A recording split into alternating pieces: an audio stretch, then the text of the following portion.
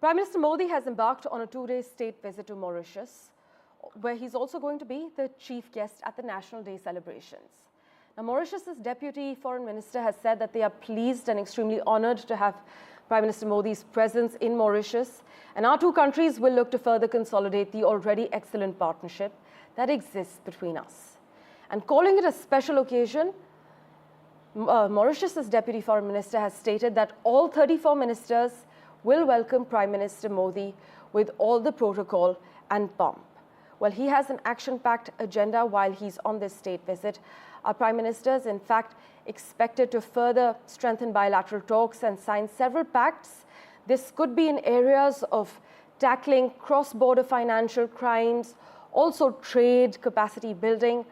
But for the latest lowdown, let's go across to Port Louis, Mauritius, where my colleague Mohammed Ghazali has been tracking all the finer details. Ghazali, we're hearing several pacts in areas of capacity building, trade, also tackling cross-border financial crimes are likely to be signed during this tour. Take us through the plan of action. See, one of the major focus of this entire trip would be the maritime security, because the geostrategic location of Mauritius also offers us a great assistance in Indian Ocean region, because we know that how China has been influencing our neighborhood, be it Mauritius.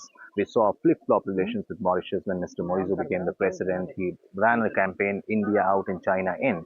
But after becoming the president, he met Prime Minister Modi during the swearing-in ceremony, but that relation is still building up. Same goes with Sri Lanka. Sri Lanka got new president, Mr. Dissanayake. After winning the election and after getting into office, he visited China.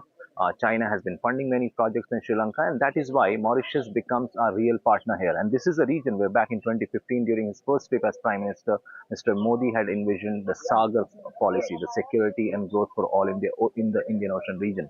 And that is why there are several key MOUs which are going to be signed as far as maritime security is concerned. There is a particular MOU which the Mauritian Navy will sign with the Indian government of the Maritime Department, where they will talk about gathering intelligence data in the naval ship here in the sea waters.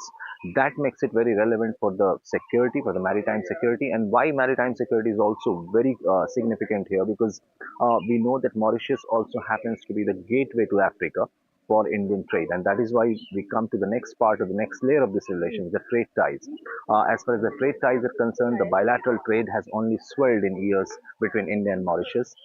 Then we come to the capacity building. India will be assisting some officials from here for training. That India has been doing it in the neighborhood, and that's one of the many nations have paid gratitude to this financial assistance for funding the public projects in Mauritius or training the civil servants here, and that forms another layer of relations between India and Mauritius.